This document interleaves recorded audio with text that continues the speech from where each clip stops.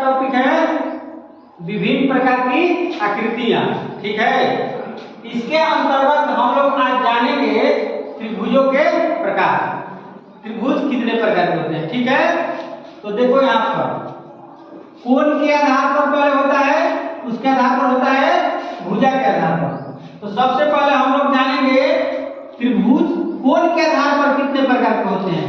ठीक है, देखो अगर किसी त्रिभुज के सभी कोण 90 डिग्री से कम हो तो उसे न्यून कोण त्रिभुज कहा जाता है। ठीक है ना, न्यून कोण 90 डिग्री से कम हो। जैसे इस त्रिभुज में 70 डिग्री 80 डिग्री 60 डिग्री प्रत्येक कोण है ना, तो ये 90 डिग्री से सभी कोण कम है, इसलिए ये कौन सा त्रिभुज हुआ? न्यून कोण त्रिभुज। क्या हुआ? न्यून कोण। ठीक, दूसरा है हम लोग का समकोण त्रिभुज। समकोण त्रिभुज में होता है किसी त्रिभुज के कम से कम एक कोण 90 डिग्री पे हो। ठीक है, तो उसे क्या कहते हैं? समकोण त्रिभुज। तो इसमें एक कोण यहाँ पर 90 डिग्री का है। ठीक है, तो इसलिए इस त्रिभुज को क्या कहेंगे?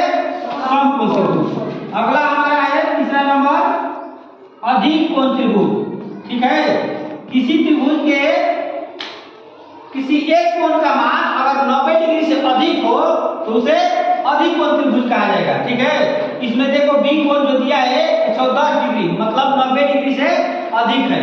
तो किसी त्रिभुज के कम से कम एक कोण ना, किसी एक कोण का मान 90 डिग्री से अधिक हो तो उसे अधिक कोण त्रिभुज कहते हैं।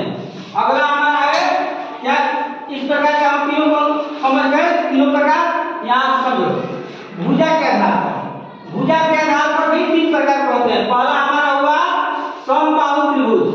समबाहु त्रिभुज में होता है जिस त्रिभुज की प्रत्येक भुजा बराबर हो उसे समबाहु त्रिभुज। ये भुजा ए बी बी सी ए सी सभी आपस में बराबर है, इसलिए इस त्रिभुज को हम समबाहु त्रिभुज कहेंगे। दूसरा हमारा है समद्विबाहु त्रिभुज।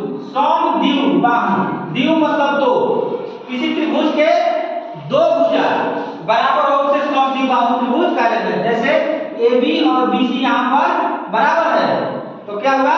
समद्विबाहु त्रिभुज। तीसरा हमारा है विषमबाहु त्रिभुज। विषमबाहु त्रिभुज में सभी भुजा अलग अलग मापों की होती हैं। जैसे ये हुआ, इससे ये बड़ा हुआ, आई अलग प्रकार का हुआ, तो सभी अलग अलग प्रकार का है ना, तो ये विषमबाहु त्रिभुज। ठीक है, सभी लोग समझ गए होंगे? ठीक है, धन्यवाद।